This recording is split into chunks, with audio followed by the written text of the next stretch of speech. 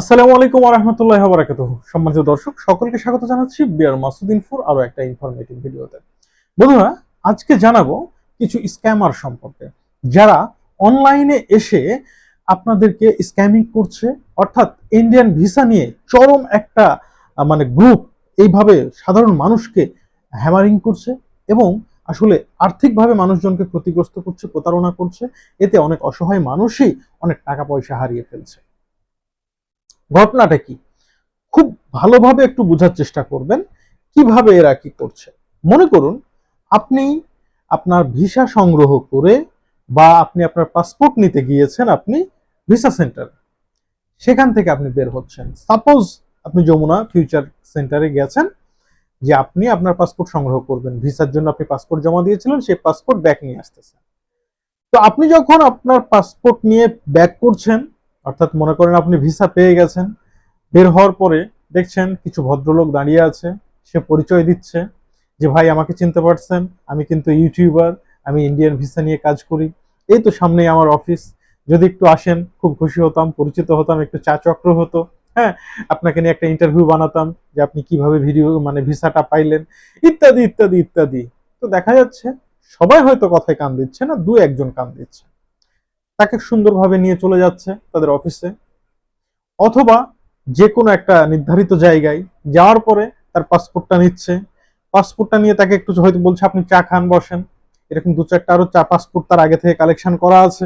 আগে থেকে কালেকশন করা বলতে যে কোনো পাসপোর্ট তার কালেকশনে আছে। এরপরে সে দেখাচ্ছে যে এই যে দেখুন, মাত্র 24 ঘন্টায় ভিসা নিয়ে দিলাম, বা 48 ঘন্টায় ভিসার ব্যবস্থা করে দিলাম, 72 ঘন্টায় ভিসা করে দিলাম। ঠিক আছে, এই যে দেখছেন এই ব্যক্তি, এই আরো আমার হাতে পাসপোর্ট 5-7টা দেখতে পাচ্ছেন, এগুলো সব আমি ব্যবস্থা করে দিয়েছি।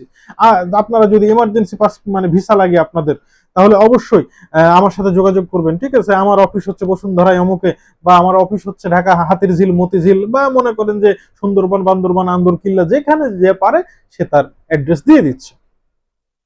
এইবার দেখা যাচ্ছে এই সমস্ত মানুষগুলো যখন এই ধরনের ভিডিও করতেছে কন্টেন্ট ক্রিয়েটাররা, তখন সাধারণ মানুষ যাদের ভিসা দরকার তারা এই সমস্ত ভিডিও দেখে প্রলুব্ধ হচ্ছে।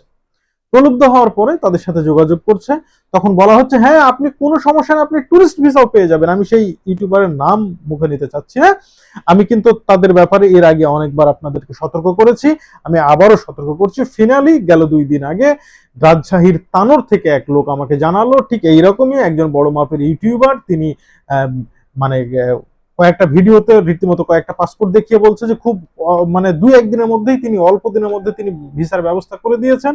টুরিস্ট ভিসা আপনি চাইলে তার কাছ থেকে নিতে পারবেন, কোনো সমস্যা নেই। তো আপনি যদি ভিসা নিতে চান তার সাথে যোগাযোগ করেন, আপনার ভিসার ব্যবস্থা করে দিবে।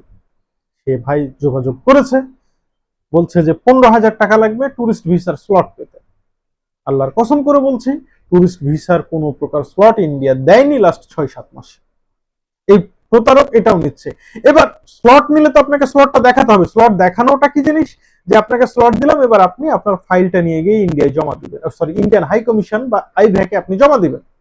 এই কাগজগুলো আর আপনাকে দিচ্ছে না। ওরা বলতেছে কি আপনার সব কাজ আমি করে দিচ্ছি, কোনো সমস্যা নাই, আপনি আমাকে টাকা দেন, আপনার কাগজপত্রগুলো স্ক্যান করে দেন, আমি সব আমরাই করে দিচ্ছি, আপনাকে কিচ্ছু করতে হবে না, আপনি শুধু ভিসার দিন গিয়ে ভিসা নিয়ে আসবেন। এইভাবেই মানুষকে প্রতারণা করছে। তারপরে দেখা যাচ্ছে সব টাকা পয়সা দেওয়া হয়েছে, বলছে না ভাই সরি, আপনার ভিসা হবে না। তো ভিসা হবে না কিভাবে বুঝলেন? আমি তো পাসপোর্ট নিয়ে গিয়ে সরাসরি ফাইল তো জমা দিলাম না। বলে আপনার জমা দেওয়া লাগবে না, আমরা নর্মাল রেজিস্ট্রেশন করে দিয়েছিলাম, কিন্তু আপনার এটা আর হবে না। চিন্তা করতে পারছেন কিভাবে মানুষকে স্ক্যামিং করা হচ্ছে? এই ধরনের স্ক্যামিং কিন্তু শুধু আজকে না, এই কয়েকটা চ্যানেল, হাতে গোনা কয়েকটা চ্যানেল কিন্তু বরাবর করে আসছে। এছাড়াও একজন ব্ল্যাক হ্যান্ডসাম ভদ্রলোক আছে, যিনি কিনা মানুষকে এসে বলতেছে যে ভাই আপনারা যদি সত্যিকারের মেডিকেল ভিসা প্রার্থী হয়ে থাকেন আমার সাথে যোগাযোগ করেন, 1 টাকাও লাগবে না, আপনাদেরকে ভিসার ব্যবস্থা করে দেবো। ভাই বিশ্বাস করেন, এ আরেক প্রতারক। ঠিক আছে, এরপর বলছে মেডিকেল ভিসার জন্য যোগাযোগ করলে, না ভাই মেডিকেল ভিসা তো দিচ্ছে না। হ্যাঁ দিতে পারে, 15 থেকে 20 হাজার টাকা লাগবে এক একটা স্লট। ভাই স্লটের দাম কিন্তু এত না ভাই, এত না, এত না। স্লটে হয়তো কিছু খরচ হচ্ছে, এত না। 15-20 হাজার টাকা চাচ্ছে মানে আপনার কাছে 3-4 গুণ বেশি টাকা চাচ্ছে।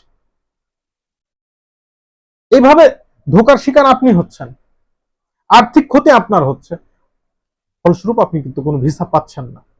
আর যে 2-1 জন ভিসা পাচ্ছে তাদেরকে সে চরমভাবে হাইলাইটস করতেছে।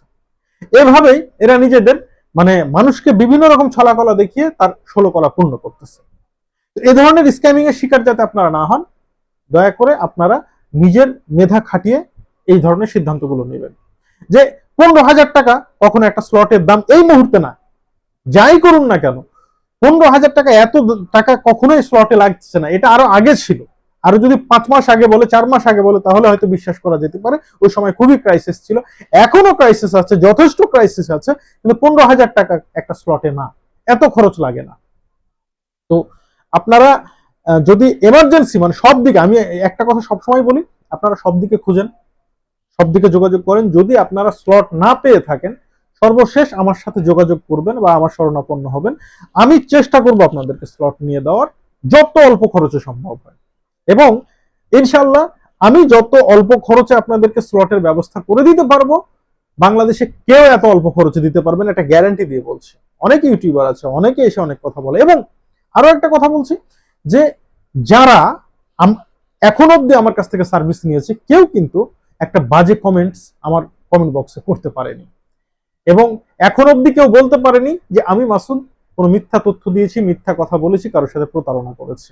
ভাই, এটা আমার প্রফেশন না, ইটস জাস্ট মাই সাইনবোর্ড। এই সাইনবোর্ডটাকে সবসময় আমি চকচকে উজ্জ্বল রাখার চেষ্টা করি। আমার রিজিকের জন্য আল্লাহ তাআলা যথেষ্ট ব্যবস্থা করে দিয়েছে। আপনার টাকা নিয়েই যে আমাকে চলতে হবে বিষয়টা এমন নয়। আমার যতটুকু আসে এইটুকুর জন্য আল্লাহর কাছে কোটি কোটি শুকরিয়া।